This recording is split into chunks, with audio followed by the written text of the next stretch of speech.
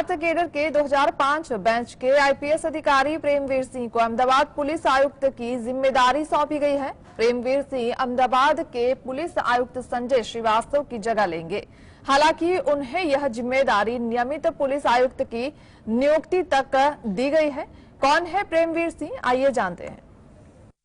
Gujarat cadre के 2005 bench के IPS अधिकारी प्रेमवीर सिंह को अहमदाबाद पुलिस आयुक्त की जिम्मेदारी सौंपी गई है। प्रेमवीर सिंह अहमदाबाद पुलिस आयुक्त संजय श्रीवास्तव की जगह लेंगे। हालांकि उन्हें यह जिम्मेदारी नियमित पुलिस आयुक्त की नियुक्ति तक दी गई है। प्रेमवीर सिंह को पुलिस आयुक्त का कार्यभार दिए जाने में सबसे अहम बात यह है कि उन्हें सुपरसीड करके यह दायित्व दिया गया है। आईपीएस प्रेमवीर सिंह मूल रूप से उत्तर प्रदेश से ताल्लुक रखते हैं। वह अलीगढ़ के रहने वाले हैं। 22 अगस्त 2005 को सिविल सेवा में जुड़े प्रेमवीर सिंह ने गणित विषय में एमएससी की डिग्री हासिल की है। प्रेमवीर सिंह अक्टूबर 2018 में जब दाहोद जिले के पुलिस अधीक्षक थे तो उन्हें डीआईजी के तौर पर प्रोन्नति मिली थी। इसके बाद उन्हें 24 जनवरी 2021 को Ahmedabad additional commissioner of police की जिम्मेदारी मिली थी। इसके बाद इसी साल की शुरुआत में 12 जनवरी को प्रेमवीर सिंह को आईजीपी की रैंक पर प्रमोशन मिला था। इसके बाद से वह अहमदाबाद क्राइम ब्रांच के चीफ के तौर पर काम कर रहे हैं। Bureau report, GSTV. कर्नाटक में कांग्रेस और बीजेपी सहित अन्य दल अपनी सरकार के आने का दावा कर रहे हैं। इसके पीछे पार्टियां दावा कर रही है कि लोग उनके साथ हैं। इस सवाल को लेकर कि लोग सबसे ज्यादा किस पार्टी को पसंद कर रहे हैं, कर्नाटक में कौन बनाएगा सरकार, देखते इस रिपोर्ट में।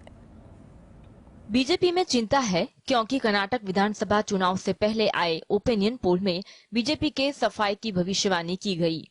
इस पोल के मुताबिक कांग्रेस पूर्ण बहुमत हासिल कर कर्नाटक में सरकार बना सकती है, जबकि बीजेपी 100 सीट का आंकड़ा भी पार नहीं करेगी। कर्नाटक विधानसभा की 224 सीटों में से बीजेपी 74 से 86 सीटें, जबकि कांग्रेस को 107 से 119 सीटें मिलने का अनुमान है। जेडीएस को 23 से 35 सीटें मिलने की संभावना है, जबकि अन्य दलों को अधिकतम 5 सीटें मिलने की संभावना है।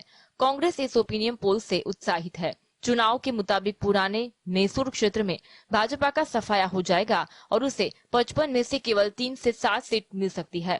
कांग्रेस को 21 से 25% सीट मिलेगी। भाजपा नेता आंतरिक रूप से स्वीकार करते हैं कि यह पोल सही हो सकता है। कर्नाटक में कई दिग्गज नेता पार्टी छोड़ चुके हैं। यह देख कर के पार्टी में बने रहे लेकिन परेशान है। बीजेपी को कर्नाटक चुनाव के नतीजे में बड़ा झटका लग सकता है। Bureau report, GSTV. Samajwadi party के प्रदेश अध्यक्ष नरेश उत्तम पटेल ने अखिलेश यादव के चुनाव प्रचार नहीं करने पर बड़ा बयान दिया है।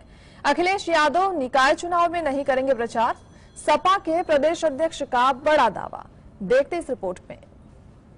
समाजवादी पार्टी के प्रदेश अध्यक्ष नरेश उत्तम पटेल ने अखिलेश यादव के चुनाव प्रचार नहीं करने पर बड़ा बयान दिया है। यूपी नगर निकाय चुनाव में अखिलेश यादव के अभी तक प्रचार के लिए मैदान में नहीं उतरने पर समाजवादी पार्टी ने सफाई दी। सपा के प्रदेश अध्यक्ष नरेश उत्तम पटेल ने कहा, हम लोग अखिलेश यादव के विचारों को लेकर ही चुनाव प्रचार कर रहे हैं। पार्टी के नेता अखिलेश यादव के विचारों और उनके सिद्धांतों को हर शहर, हर गांव और हर गलियों में बता रहे हैं। प्रदेश अध्यक्ष ने कहा, इस चुनाव में यह साबित हो जाएगा कि अखिलेश यादव की लोकप्रियता बढ़ी है। चुनाव में सबसे ज्यादा सीटें सपा ही जीतेगी। बीजेपी के नेता इस बारे में झूठ बोल रहे हैं। उनके पास बताने के लिए कुछ नहीं है। यह बहुत बड़ा चुनाव है। सपा के पक्ष में जो उत्साह है उससे साबित होता है अखिलेश की लोकप्रियता बढ़ी है। नरेश उत्तम पटेल ने कहा, बीजेपी केंद्र और यूपी में घोषणा पत्र जारी करती रहती है, लेकिन वह सारे झूठे रहते हैं। महंगाई, बेरोजगारी, किसान और कुटीर उद्योग समेत सभी मुद्दों पर किए गए वादे पूरे नहीं हुए हैं। अर्थव्यवस्था चौपट है। Bureau report, GSTV. साल 1996 में बीएसपी के टिकट पर जीतकर पहली बार विधानसभा पहुंचने वाले मुख्तार अंसारी ने साल 2002, 2007, 2012 और फिर 2017 में भी मऊ से जीत हासिल की। इनमें से आखिरी 3 चुनाव उसने देश की अलग अलग जेलों में बंद रहते हुए लड़े और जीते। बाहुबली नेता मुख्तार अंसारी को साल 1996 में दर्ज गैंगस्टर मामले में कोर्ट ने दोषी करार देते हुए 10 साल की सजा का ऐलान किया। जिसका सीधा फायदा कैसे पूर्वांचल में अब बीजेपी को होगा। उत्तर प्रदेश की माफिया नेता मुख्तार अंसारी को गाजीपुर की एमपी एमएलए कोर्ट ने 10 साल की सजा सुनाई है, लेकिन यूपी में एक और मुस्लिम डॉन के मारे जाने की आशंका जताई जा रही है। अंसारी के भाई और बसपा सांसद अफजल भी 4 साल जेल में रहने के बाद अपनी संसदीय सीट गंवा देंगे। इन दोनों के खिलाफ भाजपा विधायक कृष्णानंद राय की हत्या और व्यवसायी नंदकिशोर उंगटा के अपहरण के मामले में दर्ज गैंगस्टर एक्ट के तहत एक मामले में दोषी करार दिया गया है। अंसारी के बेटे अब्बास अंसारी भी विधायक है और फिलहाल जेल में है।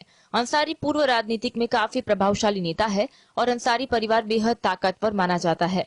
मुख्तार अंसारी खुद मऊ सीट से लगातार 5 बार विधायक चुने गए हैं। 2019 के लोकसभा चुनाव में बीजेपी को पूर्वांचल में करारा झटका लगा था। अफजल खुद गाजीपुर सीट से बीजेपी के धुरंधर मनोज सिन्हा को हराकर जीते थे। कहा जाता है कि योगी आदित्यनाथ सरकार ने लोकसभा चुनाव में अतीक अहमद और मुख्तार अंसारी को निशाने पर लेकर पूर्वांचल में बीजेपी की राह आसान कर दी थी। Bureau report, GSTV।